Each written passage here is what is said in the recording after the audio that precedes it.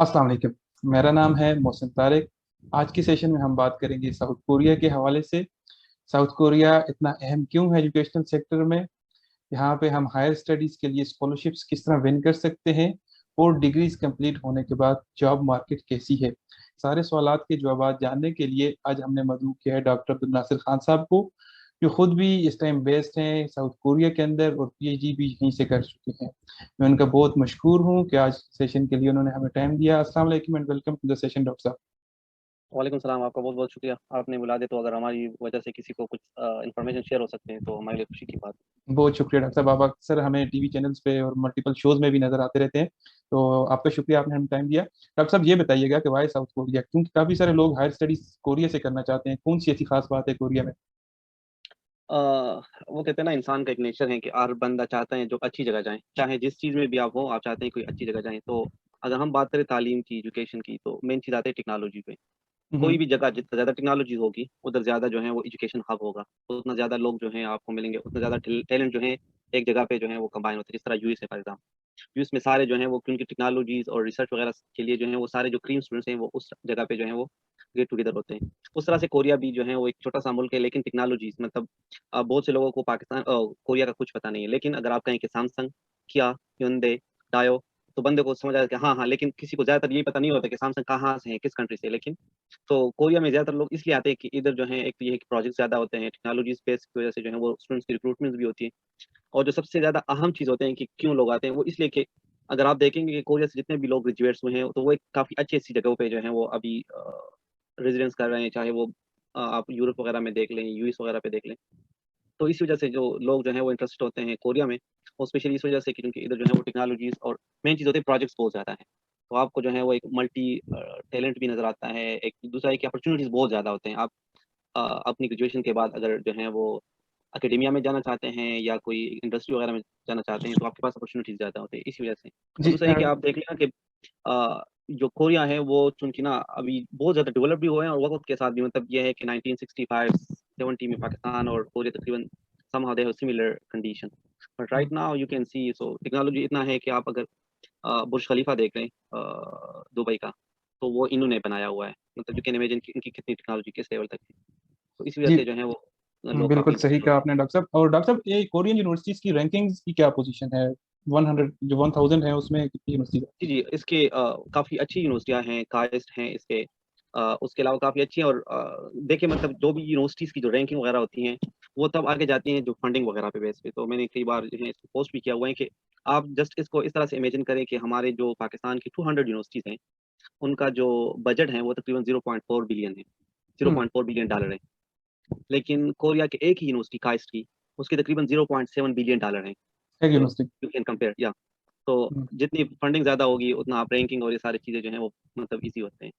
तो बहुत शुक्रिया। कोरिया की काफ़ी अच्छी यूनिवर्सिटीज़ जो हैं वो दूसरा ये है कि somehow I don't believe on ranking because आपको भी पता है, हमें भी पता है बीइंग स्कॉलर्स के रैंकिंग किस चीज़ की वजह से होते हैं। उसमें बहुत सी चीज़ें जो हैं वो मैटर करते हैं, कितने इंटरनेशनल स्टूडेंट्स हैं, कितने स्टूडेंट नंबर्स हैं और ये सारी चीज़ें। लेकिन कोरिया की यूनिवर्सिटी मतलब मैं आपको यही से बता रहा हूँ कि हम स्टूडेंट्स हैं, रिसर्चर हैं, तो आपको पता है जब आपके पास फंडिंग का इतना डिफरेंस हो, तो लेवल किधर तक पहुँचेगा। सही डॉक्टर साहब, पीएचडी के लिए किस तरह स्कॉलरशिप हम हासिल कर सकते हैं, पूरा प्रोसीजर अगर आप गाइड करते हैं? अ, आपको भी पता है जब भी कोई स्टूडेंट ना वो कहते हैं मैंने पीएचडी के लिए जाना है लेकिन कैसे? हर बंदे की आप देखते हैं ना, आपको भी काफ़ी जो है वो मैसेज आते हैं, तो वो ना एक शॉर्टकट बताना चाहते हैं कि किस तरह से। तो मेरे ख़्याल में सबसे पहले तो है वो क्या कहते हैं, जैसे वहाँ कहते हैं आपने घबराना नहीं है, स्कॉलरशिप हर बंदे के लिए है। लेकिन मेन फैक्टर ये है कि आप कितना टाइम दे सकते हैं लैपटॉप को। आप फेसबुक को कितना टाइम दे सकते हैं। जितना आप ज़्यादा टाइम देंगे उतना ज़्यादा जो है वो कहते हैं नंबर गेम है स्कॉलरशिप का। मतलब आपकी तवज्जो से मैं आप जितने भी आपके व्यूअर्स वगैरह उसको बताना चाहता हूँ। स्कॉलरशिप हासिल करने के लिए आपको काबिल नहीं होना चाहिए, आप इंटेलिजेंट नहीं होना चाहिए, ज़रूरी नहीं है। आप कितने हार्ड वर्कर हैं और कितना जो है आप जो है वो कर सकते हैं, अपना कोशिश कर सकते हैं उसी पे। तो कोरिया का जो स्कॉलरशिप्स है वो बहुत ईज़ी वे है as compared to other countries के, क्योंकि मैं काफ़ी जो है इस चीज़ों में मतलब इन्वॉल्व हूँ तो मुझे पता है। आपने क्या करना है, सिर्फ़ और सिर्फ़ एक काम करना है कि आपने प्रोफ़ेसर के साथ कॉन्टैक्ट करना है और वो आपको कहें कि हाँ, मैं आपको ले रहा हूँ। अगर उन आपको ये ईमेल आ गया, इसका मतलब ये है कि 99.9% आपका स्कॉलरशिप हो गया। उसके बाद सब चीज़ें जो हैं वो आपको खुद करके देंगे, डॉक्यूमेंटेशन है, ए टू ज़ेड जो भी है, वो कोई मसला नहीं है। लेकिन मेन चीज़ जो कोरिया में है, वो यही है कि आप प्रोफ़ेसर को ईमेल करें और प्रोफ़ेसर आपके साथ एग्री हो जाएँ। अब ये है कि ईमेल कैसे करना है? तो मसला ये होता है कि हमारे जितने भी स्टूडेंट हैं वो एक जगह से कॉपी लेते हैं, उसमें अपना नेम चेंज करते हैं या उसकी कोई डिग्री वगैरह की, और उसके बाद जो है वो डायरेक्ट सेंड करते हैं। तो उसको यही होता है कि हर बंदा यही कहता है कि सर मैंने जो है वो 50 ईमेल किए लेकिन किसी से रिस्पॉन्स नहीं आ रहा। मेन चीज़ ये है कि आप किस तरह से जो है प्रोफ़ेसर को मतलब कॉन्टैक्ट करते हैं, वो सबसे इम्पोर्टेंट होता है। तो मेरे ख़्याल में आपने भी शायद जो है वो अपनी वीडियोज़ वग़ैरह में बताया होगा कि हमने किस तरह से ईमेल करना है। तो मैं इन समराइज़ वे में यही बताऊँगा कि आपने जो है जितना आप कम लाइन्स में, जितने बहुत कम लाइन्स में आप लिख सकते हैं, उतना जो है वो सबसे मतलब ज़रूरी होगा। कि मतलब ये है कि लंबा नहीं होना चाहिए। एटलीस्ट मेरे ख़्याल में आपका ईमेल को अगर किसी को पढ़ने की मतलब वो चाहें तो वो कम से कम ज़्यादा से ज़्यादा जो है वो 30 सेकंड टू 1 मिनट चाहिए उसको, कि वो उसमें जस्ट देख लें कि ये बंदा कौन है, कहाँ से है, उसने कौन-सी डिग्री की है, और अगर उसने स्कॉलरशिप के लिए वो आ रहे हैं तो वो उसकी क्या रिसर्च स्किल्स हैं। और एट द एंड जो सबसे मोस्ट इम्पोर्टेंट होता है, वो आपको क्यों लें? मतलब वो ना वो बिल्कुल आप घूमेंगे-घूमेंगे, आखिर में जो आखिरी एक पॉइंट आता है, वो हर प्रोफ़ेसर यही चाहते हैं, क्योंकि अगर आप मतलब मैं अगर पीआई हूँ, तो मैं एक स्टूडेंट को लेना चाह रहा हूँ, तो सबसे मोस्ट अट्रैक्टिव चीज़ वो मेरे लिए यही होगा कि मैं उसको क्यों लूँ? आपने जो है वो लिंक करना है अपनी रिसर्च को उस प्रोफ़ेसर के साथ। आप उसमें ना एक क्वेश्चन आता है, बहुत से स्टूडेंट यही कहते हैं पाकिस्तान से, चूँकि हम ना अनफॉर्चुनेटली आप किसी से कुछ करें तो उसके पास एक्सक्यूज़ेज़ बहुत ज़्यादा होते हैं। आप स्टूडेंट से कहें कि आपने कुछ रिसर्च वगैरह नहीं किया, तो वो आप कहेंगे कि सर हमारा लैब में नहीं है और ये नहीं है, वो नहीं है।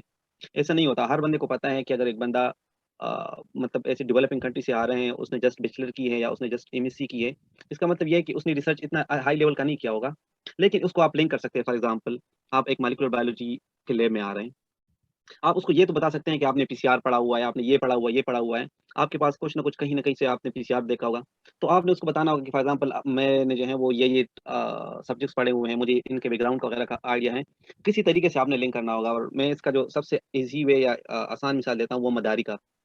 जो मेलों में मदारी होते हैं, उनके पास वो मेडिसिन उन्हें बनाए होते हैं। वो मेडिसिन में कुछ नहीं होता, लेकिन वो आपको इतना मजबूर करते हैं कि आप उनसे ले लेते हैं। इसका मतलब ये हुआ कि आपने भी उस तरह से जो है वो उसको कॉपी करना होगा, और किस तरह से आपने प्रोफ़ेसर को जो है वो अटैक करना हो कि वो आपको ले, क्योंकि उसको पता नहीं है आपके बारे में। अब आपने कैसे रिप्रेज़ेंट करना है अपने आप को, वो 1 मिनट में, और फिर अगर आपका इंटरव्यू 5 मिनट में। उसमें अगर आप कर गए तो स्कॉलरशिप जो है आपको मिल सकता है। और सबसे मोस्ट इम्पोर्टेंट, मतलब मेरे ख़्याल में आपसे कई स्टूडेंट्स यही पूछेंगे कि स्कॉलरशिप लेना ये, लेकिन वो इतना नहीं कर सकते कि आपके यूट्यूब के जितने भी वीडियोज़ हैं वो उसको देख लें। तो मैं यही सजेशन करूँगा कि जितने भी स्टूडेंट हैं, वो आपसे यही क्वेश्चन पूछेंगे, मेरा लो जीपीए है, मैंने स्कॉलरशिप, ये सब चीज़ों का हल है। लेकिन प्लीज़ उसको यही है कि उसको थोड़ा-सा टाइम देना होगा, यूट्यूब या जो चीज़ें भी उसको थोड़ा-सा देखने के लिए। बिल्कुल सही कहा, कम्युनिकेशन स्किल्स हमें इम्प्रूव करने पड़ेंगे, हमने अपने आप को बेचना है। जी, जी, किस और तरह हम इसलिए अपने आप आपने को मार्केट कर सकते हैं। इशाम सरवर साहब जो हैं वो काफ़ी नामी गिरामी बंदे हैं ये। वो कहते हैं ना कि उससे लोग पूछते हैं कि सर, वो हर टाइम यही कहते हैं ना कि आपके पास स्किल्स होने चाहिए। तो किसी ने उससे पूछा कि सर कौन से स्किल हमें लर्न करना चाहिए? तो उसने सबसे पहले ये कहा, जो सबसे इम्पोर्टेंट स्किल्स हैं वो है आपकी कम्युनिकेशन। आप कम्युनिकेशन स्किल्स बनाएँ। बिल्कुल सही कहा। डॉक्टर साहब, स्कॉलरशिप मिल गई, हमने पीएचडी कंप्लीट कर दी, उसके बाद क्या करेंगे? कोरिया में जॉब्स मिलती हैं? जितना मुझे एक्सपीरियंस है, एक बंदा बाहर से पीएचडी कर लेता है, उसको फिर बताने की ज़रूरत नहीं कि उसने आगे क्या करना है। हुँ, क्योंकि हुँ। इतनी ज़्यादा अपॉर्च्युनिटीज़, और ये ना मतलब हम कभी-कभी लोगों को लगता है कि हम उस चीज़ों को एक्ज़ैजरेट करते हैं।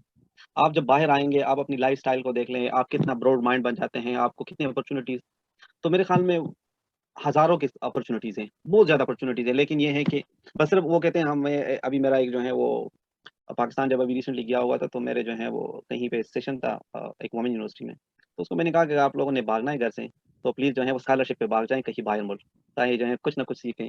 तो आप लोगों ने इंशाल्लाह एक बार पाकिस्तान से बाहर आ जाएँगे, तो फिर जो है वो अपॉर्च्युनिटीज़ कहाँ जॉब करना है, कहाँ वो आपके पास इतने अपॉर्च्युनिटीज़ होंगे कि आप जो हैं आप फिर उसमें डिसाइड करेंगे कौन-कौन सी जगह मैंने जाना है। सही। डॉक्टर साहब, आइलेट्स ज़रूरी होता है पीएचडी के लिए हाँ, भी कोरिया के अंदर? जी, जी। कोरिया में कोरियन वीज़ा के लिए जो है वो आइल्स मैंडेटरी है। ओके। तो जी, जी। तो उसमें यही होता है कि आप जिस तरह जब भी स्टूडेंट आपसे कॉन्टैक्ट करें और आप उसको यही कहें कि आइल्स, तो वो फिर सर ऐसा कोई जगह नहीं है जहाँ पे जो है वो आइल्स ना हो। इसका मतलब ये हुआ कि इसने आगे जाने के कोई जो है वो, क्योंकि ऐसा नहीं हो सकता कि आपको हर चीज़ ईज़ी में मिल जाए। मतलब अल्लाह ने ना कुछ कानून बनाया हुआ है इधर एक नेचर का, कि आपने थोड़ा-सा जो है कुछ ना कुछ तो करना होगा। तो आर्ट्स सीख म मतलब मुझे समझ नहीं आता कि क्यों लोग जब आप पाकिस्तानी स्टूडेंट को कहते हैं कि आर्ट्स, वो बहुत ज़्यादा डर जाते हैं कि ये किस तरह से होना, और 30,000 समहाउ इस तरह होता है। लेकिन मैंने वो एक 2-3 दिन पहले एक फ़ेसबुक पे मैंने पोस्ट इस तरह किया, तो किसी ने कहा कि अगर हम आर्ट्स की जो है वो फीस नहीं दे सकते तो क्या करें? तो उसको मैंने कहा आप 2-3 महीने जो है कहीं शॉप पे काम करें। आप अपने करियर के लिए तो 2-3 महीने यही गुज़ार सकते हैं, शॉप पे काम करें, उससे जो पैसे मिल जाएँ उस पे आप आर्ट्स दें। हुँ, तो और दूसरा ये है कि आप अभी ये पहले तो ये होता है ना कि लोग जो हैं वो अकेडमी वगैरह जाते थे। I would not suggest that one. YouTube पे हज़ारों की वीडियोज़ पड़े हैं। www.ielsbuddy.com है, उस पे आप बैठ जाएँ, तकरीबन मेरे ख़्याल में 10 दिनों में आप सब कुछ सीख सकते हैं कि आइल्स देना कैसे है। तो वो मेरे ख़्याल में मुश्किल नहीं है। दूसरा, अ मैं ये सारे स्टूडेंट को ये सजेस्ट करता हूँ कि प्लीज़ आप इसको ना देखें कि स्कॉलरशिप में आइल्स है कि नहीं है। जब आप पाकिस्तान जैसी कंट्री से आ रहे हैं, आपके पास जो है वो रिसर्च जो है वो स्किल्स वगैरह नहीं है, या आपकी जीपीए वगैरह कम है, तो उसको सपोर्ट के लिए आपको कुछ चीज़ें चाहिए। एक हुँ, जगह पे जो है वो आइल्स ज़रूरी नहीं है, लेकिन अगर आपके पास आइल्स है, तो वो शॉर्टलिस्टिंग में आप जो है वो प्रायोरिटी पे होंगे। सही बात। और ये सबसे, क्योंकि और दूसरी बात जो एक चीज़ मुझे बहुत ज़्यादा जो है वो मैं हर जगह पे बताता हूँ, रिकमेंडेशन लेटर। तो हुँ, प्लीज़ आप जितने भी टीचर्स हैं उसको कहें कि अल्लाह का वास्ता उसको दें कि प्लीज़ मुझसे हुँ, वो जो है वो सिर्फ साइन ना करवाएँ, प्लीज़ थोड़ा-सा अपने से लिख दें। और अपने से स्कॉलर लिखते हैं। वो रिकमेंडेशन लेटर, क्योंकि मुझे बहुत फ़ील हुआ है, और ये मुझे पहले ये इस चीज़ का ज़्यादा आइडिया नहीं था।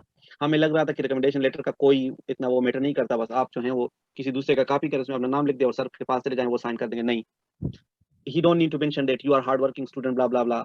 आप ना एग्ज़ैक्टली कोई चीज़ होनी चाहिए, आप हार्ड वर्किंग स्टूडेंट हैं, क्यों हैं? सही तो बात है। उस तरह से, तो ये मैं काइंडली अपना जो जितने भी प्रोफ़ेसर है पाकिस्तान से उसको रिक्वेस्ट करूँगा कि प्लीज़ जो है उसको थोड़ा-सा अपने स्टूडेंट को हेल्प करें इस चीज़ में कि आप खुद से लिख दें उस स्टूडेंट के बारे में, ताकि पता चले कि हाँ, वो आपका स्टूडेंट है। सही बात है क्योंकि लोग जो हैं वो कॉपी जो रेफरेंस लेटर्स होते हैं उसी को चला रहे होते हैं और प्रोफेसर आपके बारे में जो जानते हैं ना वो हकीकत में लिख दे तो उसकी वर्थ ज्यादा होती है बजाय वो जी, झूठ जी। लिखा हुआ हम देख रहे असल में यही यही ही वजह है ना कि जिसकी वजह से जैसे ही वो, क्योंकि जो कमेटी होती है उनको हज़ारों के जो है रिकमेंडेशन लेटर आते हैं। तो हैं। उनको पता होता है कौन-सा कॉपी पेस्ट है, कौन-सा कॉपी पेस्ट नहीं है। हम्म, तो सही बात है। उसको थोड़ा-सा जो है वो, मतलब मैं, क्योंकि ये कुछ चीज़ें ऐसे हैं कि जब आप इस फ़ील्ड में ना आए ना, तो बंदे को चीज़ों का आइडिया नहीं होता। तो नहीं आपके होता। जितने भी बंदे हैं तो उसको थोड़ा-सा देख लें कि वो कॉपी पेस्ट वाला रिकमेंडेशन लेटर कहीं पे भी अपलोड ना करवाएँ। सही बात है। आखिर एंड में यही कहूँगा कि अगर आप में जितने भी व्यूअर्स हैं, वो आपको मैसेज कर रहे हैं कि कैसे स्कॉलरशिप हासिल करें, तो उन सारों के लिए जो है मेरा यही सजेशन है कि प्लीज़ पहले यूट्यूब में जितने भी वीडियोज़ हैं, उन सारों को देख लें। उसके बाद क्वेश्चन करें तो कुछ लॉजिक बनता है, तो वो भी आपको रिस्पॉन्स करेंगे। अगर आप उससे पूछें कि इस जगह पे कैसे स्कॉलरशिप के लिए जाएँ, उसने ऑलरेडी बेचारे ने जो है वो इतना टाइम स्पेंड किया होता है और उधर वीडियो वगैरह बनाए कि हुए हैं, वो आप नहीं देख रहे हैं उससे क्वेश्चन, तो वो थोड़ा-सा फिर इन मतलब जो स्टूडेंट्स इधर बाहर होते हैं, उसको भी हार्डर फील होता है कि यार हम इतना मेहनत वगैरह कर रहे हैं, कोई वो देख नहीं रहा। तो ये चीज़ें सब इसलिए सबको जो है वॉलंटियर इसलिए कर रहे हैं, क्योंकि ये मतलब ये भी बाहिर हैं, तो आप लोगों को आई थिंक आइडिया होना चाहिए कि बाहर रह के कितना मुश्किल होता है किसी वॉलंटियर काम को करने के लिए। तो काइंडली आप जितने भी व्यूअर्स हैं, उसको मैं यही सजेशन करूँगा कि प्लीज़ जो भी वीडियोज़ हैं, उसको पहले देख लें, उसके बाद फिर उससे कोई क्वेश्चन या कोई कमेंट करवाना है, तो वो कर लें। जी बिल्कुल, बहुत शुक्रिया डॉक्टर साहब का। क्यों आप हम भी अक्सर यही मैसेज आ रहा होता है, वीडियोस देखी हैं आपने? हम पूछते हैं, क्यों कहते हैं वीडियोस नहीं देखी। मैंने कहा वीडियोस इसीलिए बनाई गई हैं ताकि जो क्वेश्चन आपने पूछने हैं वो हम पहले आंसर कर दें, उसके बाद जो है कोई क्वेश्चन स्पेसिफिक आता है तो वो पूछें, वो हम हर टाइम आंसर करने के लिए तैयार जी, है। जी। तो बड़ा अच्छा पॉइंट आपने रेज़ किया डॉक्टर साहब। बहुत शुक्रिया डॉक्टर साहब, आपने जितने भी थैंक यू सवालात सो मच। थे वो आपने सारे बड़े अच्छे तरीके से आंसर किए। इंशाल्लाह फिर किसी और सेशन में आपसे मुलाकात होगी। जी, जी। अगर आप हमारे चैनल पे न्यू हैं और हमारे चैनल को लाज़मी सब्सक्राइब कीजिए और बेल आइकन को लाज़मी प्रेस कीजिए ताकि सारी अपडेट्स आपको मिलती रहें। अल्लाह हाफ़िज़, अस्सलाम वालेकुम।